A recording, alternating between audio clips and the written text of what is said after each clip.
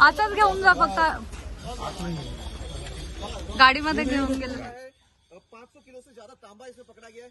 Sir क्या आगे भी आपकी ऐसी कार्रवाई चालू रहेगी और आप किसानों की मदद करेंगे? आजची ही प्रेस कॉन्फरन्स घेण्यामागचा उद्देश हा होता की जवळपास गेल्या 5 महिन्यांपासून आपल्या जिल्ह्यामध्ये खास करून शिरूर, रांजणगाव त्या भागामध्ये, त्यासोबतच यवत, खेड, जेजुरी, दौंड ह्या सगळ्याच भागांमध्ये ट्रान्सफॉर्मर किंवा डीपी चोरी, ती फोडणे, त्याच्यातला तांबा जो आहे तो बाहेर काढणे किंवा ती फोडून ते विकणे असे सगळे प्रकार होत होते।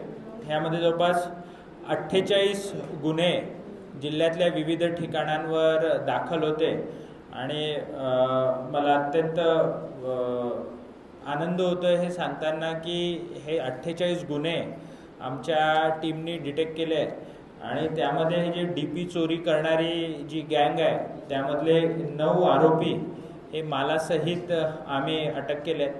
ह्यामध्ये 2 आरोपी जे आहेत ते रेकॉर्डवरचे सराईत असे गुन्हेगार आहेत। त्या संदर्भातले डिटेल्स हे आपल्याला प्रेस नोटमध्ये देण्यात आलेले आहेत।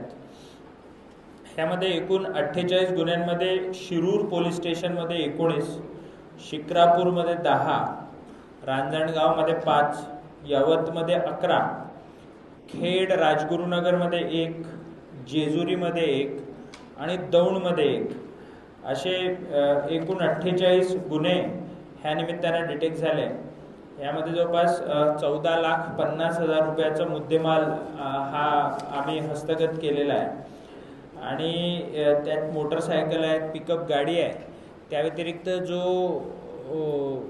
कॉपरच्या कॉइल्स, वायर्स आणि इतर मुद्देमाल जो त्या ट्रान्सफॉर्मरमध्ये वापरण्यात येत होता तो सगळा सुद्धा रिकवर केलेला आहे। ह्यामध्ये अजून तपास सुरू आहे आणि आमची अशी अपेक्षा आहे की अजूनही ह्याच्यामध्ये अजून रिकव्हरी होईल।